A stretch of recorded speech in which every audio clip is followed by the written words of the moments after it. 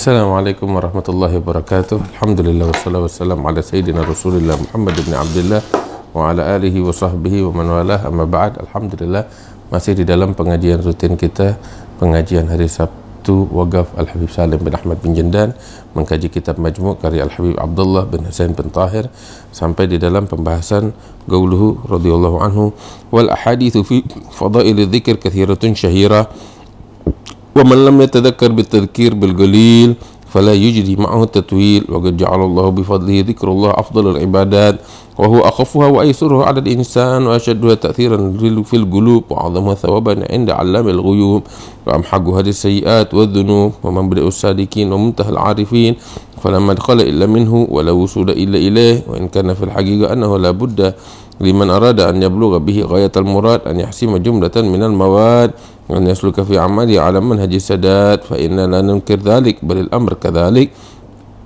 ولكن نرجو لمن جعل ذكر الله ديدانه وشغله وهجيراه أن يوقظه الله لسلوك الطريق وأن يلحقه بأحسن الفريق وأن تعود ثمرته عليه وأن يقربه ويوصله إليه وخصوصا إذا لزم الدعاء وكثرة التضرع والالتجاء باللجاء والاضطرار والافتقار والانكسار في أن يوفقه الغفار لأعمال المقربين الأبرار وأكثر الندم والاستغفار وقت الأسحار وأناء الليل وأطراف النهار وأكثر الصلاة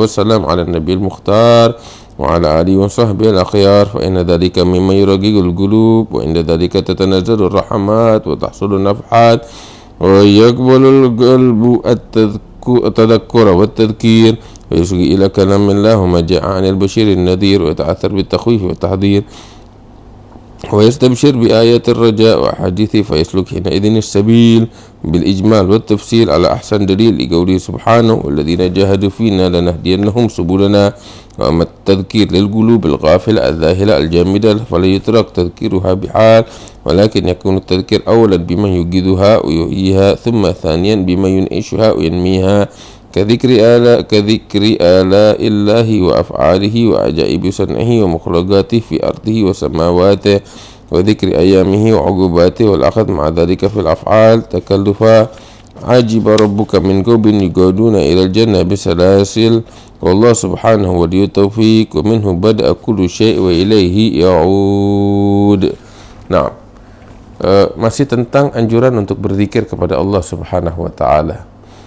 Dalam pertemuan yang lalu juga kita bahas tentang apa itu zikir sebenarnya. Zikir seperti yang saya katakan pada hakikatnya bukan sekedar qomat kamit di mulut atau gerakan tangan memutar tasbih, tetapi zikir sesuai dengan artinya mengingat, dan mengingat adalah dengan hati dan pikiran. Mengingat tiada lain adalah dengan hati dan pikiran. Mulut hanya menerjemahkan apa yang berlimpah ruah dari apa yang terpendam di dalam hati dan pikiran. Innal kalama la fil fuadi wa innama ju'ila lisanu 'ala al-fuadi dalila. Ucapan sebenarnya ucapan yang sesungguhnya pada hakikatnya di dalam hati, di dalam jiwa dan sanubari. Sedangkan lisan hanya menerjemahkan apa yang ada di dalam hati dan sanubari. Demikian halnya dengan zikir kepada Allah Subhanahu wa taala. Zikir mengingat pada hakikatnya dengan hati, fikiran dan sanubari. Mulut yang qomat kamit tiada lain hanya menerjemahkan apa yang ada di dalam hati. Dan zikir yang semacam ini adalah zikir yang akan mempengaruhi perilaku seseorang hingga menjadi manusia yang senantiasa ingat kepada Allah, berperilaku, bertindak tanduk atas dasar kesadarannya kepada Allah Subhanahu wa taala, karena hatinya, sanubarinya senantiasa bersambung dengan Allah, mengingat Allah, menyadari keberadaan Allah Subhanahu wa taala. Itulah pengaruh zikir yang sesungguhnya. Karena itu madar atau intisari dari segala sesuatu adalah mengingat kepada Allah, menyadari kepada Allah Subhanahu wa taala, sekalipun itu salat, sekalipun itu ibadah. Dinyatakan oleh Allah taala di dalam Al-Qur'an, wa aqimis salata li dzikri. Dirikanlah salat untuk mengingat kepada aku. Bukan hanya gerak-gerik begitu saja, akan tetapi hati yang tersambung kepada Allah, yang tersambung kepada Tuhannya subhanahu wa ta'ala. Saudaraku yang dimuliakan oleh Allah subhanahu wa ta'ala, hadis-hadis yang diriwayatkan dari Nabi besar Muhammad sallallahu alaihi wasallam tentang kemuliaan dan anjuran untuk berzikir kepada Allah subhanahu wa ta'ala sangat banyak sekali. Sangat banyak sekali. Dan apabila kita membuka hadis-hadis Nabi Muhammad sallallahu alaihi wasallam, kita akan dapati hal tersebut. Hadis-hadis yang diriwayatkan, di antaranya Kitabul Adhkar yang disusun oleh Imam An-Nawawi meriwayatkan banyak hadis-hadis yang menganjurkan untuk kita banyak berzikir kepada Allah subhanahu wa ta'ala. Tetapi perlu kita ketahui seperti yang tadi saya jelaskan, berzikir adalah dengan hati. Apabila hati kita mengingat, sekalipun zikir tersebut sedikit, akan tetapi akan sangat berpengaruh dengan pengaruh yang banyak dan besar di dalam perilaku kita. Tetapi kalau zikir kita hanya sekedar dengan lisan, sedangkan hati lupa dan lalai, maka sebanyak apapun zikir yang kita komat-kamitkan dengan mulut kita, sebanyak apapun kepala tasbih berputar di tangan kita, pengaruhnya pun tidak akan banyak di dalam perilaku kita. Sebab zikir yang sesungguhnya adalah dengan hati. Ketahuilah hadirin atau saudara-saudara yang dimuliakan oleh Allah subhanahu wa ta'ala, di antara karunia Allah, rahmat Allah yang Allah berikan kepada kita sekalian, ibadah yang paling ringan, ibadah yang paling mudah dilakukan oleh seorang hamba adalah mengingat kepada Allah subhanahu wa ta'ala, berzikir kepada Allah. Tidak perlu banyak mengambil aktivitas fisik, akan tetapi hati yang tersambung kepada Allah subhanahu wa ta'ala. Sehingga Al-Habib Abdullah bin Husain bin Tahir, beliau katakan, "Waqad ja'alallahu bifadlihi dzikrullah afdalul ibadat." Allah menjadikan dengan karunia-Nya, anugerahnya, rahmatnya, Allah menjadikan zikir kepada Allah itu sebaik-baiknya ibadat. Ya. Dan ibadat zikir tersebut, selain dia adalah sebaik-baiknya ibadah atau lubbul ibadah, intisari daripada ibadah, dan juga ringan, mudah untuk dilakukan oleh setiap manusia. Dan di atas itu semua, pengaruhnya di dalam hati sangat besar. Pengaruhnya kepada perilaku sangat besar ketika zikir ditunaikan dengan sebaik-baiknya dan dengan sebenar-benarnya. Dan juga di atas itu semua, pahalanya begitu agung di sisi Allah subhanahu wa ta'ala. Di antara manfaat banyak berzikir kepada Allah subhanahu wa ta'ala, zikir dapat menghapuskan kesalahan dan dosa-dosa yang selama ini dilakukan oleh seorang hamba. Dihapuskan, diampuni oleh Allah dengan banyak berzikir kepada Allah subhanahu wa ta'ala. Ketahuilah, orang-orang yang menempuh jalan untuk mencapai keridhaan Allah subhanahu wa ta'ala, langkah pertama yang harus mereka lakukan adalah banyak berzikir kepada Allah subhanahu wa ta'ala. Dan puncak jalan yang ditempuh oleh kaum arifin adalah zikir kepada Allah subhanahu wa ta'ala. Jalan untuk mencapai keridhaan Allah dimulai dengan zikir, dan ujungnya juga zikir kepada Allah subhanahu wa ta'ala. Nggak ada pintu masuk untuk mencapai ridha Allah bagi mereka orang-orang yang lalai dari Allah. Tetapi orang-orang yang ingat kepada Allah, merekalah yang masuk kepada hadratullah, kepada hadiratnya Allah subhanahu wa ta'ala. Saudaraku yang dimuliakan oleh Allah subhanahu wa ta'ala, karena itu perbanyak zikir kepada Allah subhanahu wa ta'ala. Khususnya di kegelapan malam, kita berdoa kepada Allah, kita bermunajat kepada Allah, kita mengingat kepada Allah subhanahu wa ta'ala dengan hati yang luluh, dengan kesedihan, dengan kerendahan di dalam hati kita kepada Allah subhanahu wa ta'ala. Sebab di saat-saat yang semacam itu adalah saat-saat yang mulia di sisi Allah subhanahu wa ta'ala. Perbanyak istighfar kepada Allah, meminta pengampunan kepada Allah, dan itu juga bagian daripada zikir kepada Allah subhanahu wa ta'ala. Sebab ketika kita memohon pengampunan kepada Allah, kita memohon kepada siapa? Kita memohon kepada Allah subhanahu wa ta'ala agar Allah mengampuni dosa kita. Itulah zikir. Kita ingat Kita menyadari bahwasanya kita memiliki Tuhan yang mampu mengampuni dosa dan kesalahan kita. Kita menyadari kita hamba yang banyak salah, hamba yang banyak kurang, hamba yang banyak melakukan kemaksiatan, dan di lain sisi juga kita menyadari kita memiliki Tuhan yang mampu mengampunkan dosa. Karena itu kita datang kepadanya dengan memohon pengampunan, dengan penyesalan yang begitu besar. Kita meminta ampun agar diampuni dosa-dosa kita oleh Allah Subhanahu wa taala. Itu adalah zikir. Apalagi apabila dilakukan istighfar di kegelapan malam dengan ketulusan kepada Allah, dengan air mata yang berlinang, ambil kabar gembira, insya Allah dosa-dosa akan diampuni oleh Allah Subhanahu wa taala. Dosa-dosa akan dihapuskan oleh Allah Subhanahu wa taala. Bagaimana tidak ketika air mata yang tulus berlinang dari mata seorang hamba tidak diampuni dosanya oleh Allah Subhanahu wa taala, sedangkan Allah Subhanahu wa taala Maha Pengampun. Saudaraku yang dimuliakan oleh Allah Subhanahu wa taala, itu Sayyidina Nuh alaihi salam ketika beliau menyerukan seruan keimanan kepada kaumnya sekalian, beliau mengatakan kepada kaumnya, beliau katakan, wa anistaghfiru rabbakum innahu kana ghaffara. Istaghfiru rabbakum innahu kana ghaffara yursilis samaa 'alaikum midrara wa yumdidkum bi amwalin wa banina wa yaj'al lakum jannatin wa yaj'al lakum anhara ma lakum la tarjuna lillahi waqara wa qad khalaqakum atwara.